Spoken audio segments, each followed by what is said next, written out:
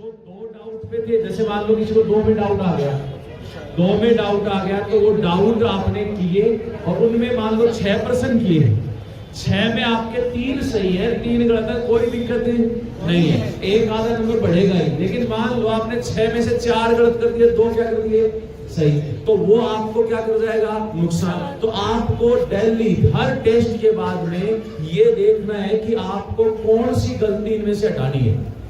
आप डाउट वाले पर्सन करते हो तो कौन से पर्सन आपको करने चाहिए और कौन से नहीं करने चाहिए, क्योंकि अगर आपने, कई बच्चों के साथ ऐसा हो चुका है कि जैसे अगर वो नेगेटिव नहीं करके आए तो उनका सिलेक्शन हो जाता है, लेकिन उनके नेगेटिव की वजह से 1-2 नंबर ऊपर नीचे काम हुआ और वो क्या हो जाते हैं, बाहर। टेस्ट आपको यही तो सिखा रहा है कि अब आप पहली चीज, जैसे 150 क्वेश्चन है, आपको कंफर्म वाले तो आप अलग हटाओ, उसके बाद डाउट वाले जो 2 डाउट में थे, 2 से ज्यादा डाउट है तो मत करो एक बार, 2 जिनके 2 ऑप्शन में डाउट आप करके देखो, उनको वहीं टिक करके ले जाओगे डाउट, आगे लिख दो, डी लिख दो कि भैया हमारे डाउट में था, कंफ्यूजन था, 2 ऑप्शन में था, और उनको घर जाके आप वापस जैसे आंसर किया है आप लिखोगे कि इतने क्वेश्चन अपने थे, इनमें से अपन ने जो डाउट वाले किए हैं इनमें अपने कितने सही है कितने गलत है। अगर अपने ज्यादा गलत हो रहे हैं तो इस चीज को आपको सुधारना है धीरे धीरे,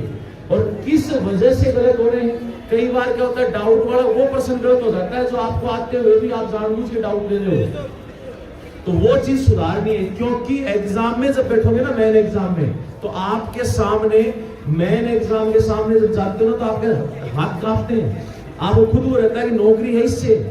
आज तो आपको इतना डर नहीं लगता, क्यों? क्योंकि आपको पता है कि ठीक है 2 नंबर कम आए हैं, 2 नंबर ज्यादा। आज आप इसी पेपर को या यही पेपर आपको घर पे दिया जाता तो आपके कम से कम 2 या 3 नंबर ज्यादा आते। यहाँ अगर आप कर रहे हो उससे 2-3 नंबर कम, और यही अगर मैंने एग्जाम में होगा तो उससे भी 2-3 नंबर क्या होते हैं कम, डर की वजह से। तो आपको ये चीज अब आपको धीरे धीरे यहाँ ये सुधारना है कि इसमें जैसे आपने दिया पहला टेस्ट, दूसरा टेस्ट, तीसरा टेस्ट, अगर 4 टेस्ट में आते आते आपने 5 नंबर सुधार किया है तो आपको इसका फायदा मिलेगा।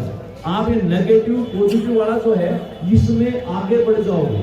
तो ये थोड़ा सा आपको टेस्ट के साथ इसमें भी आपको सीखना है, और ये आपको कोई और नहीं सिखाएगा। ये एक बार पता चल गया कि आपने टेस्ट में आपको ये चीज सुधारनी है तो आपको खुद को ये काम करना होगा, क्योंकि आंसर भी आ जाएगी, नंबर भी आएंगे, तो आपको ये चेक खुद को करना कि डाउट किस में था।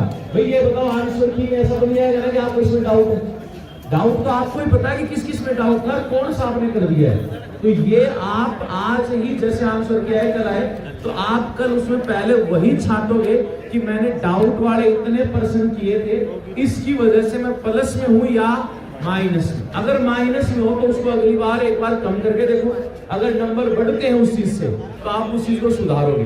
और अगर आपको लगता है कि केवल 2 में ही डाउट है तब तक ही पर्सन को छेड़ोगे, तीसरा डाउट आते ही पर्सन नहीं छेड़ोगे।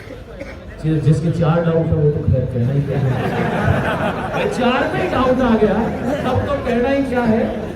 4 में डाउट होता तब तो अपन कब कर सकते थे, अब नहीं। तो ये चीज आप एक बार करके देखना, 1 टेस्ट, 2 टेस्ट, तीसरे टेस्ट में आपको इसका रिजल्ट जरूर मिलेगा। इससे आपको अगर 2 नंबर भी बढ़ते हैं तो ये समझना कि आपने बहुत अच्छा काम किया है। ठीक है, तो आप सर आपको क्या कहेंगे?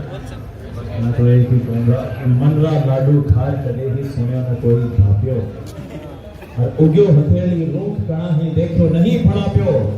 अरे सूरज बोही जगो रात्रि छाती फाड़ निकलसी, बताओ साल्या मजला मिलसी, बताओ साल्या मजला मिलसी। गेला रोचो काम तो ही पगने सीध बतावे, भोगर बैठा ही मजला से कुड़ में ल्यार मिलावे। इसा होया तो पग हाड़ा ना डांव पागड़ा धरसी, बताओ साल्या मजला मिलसी।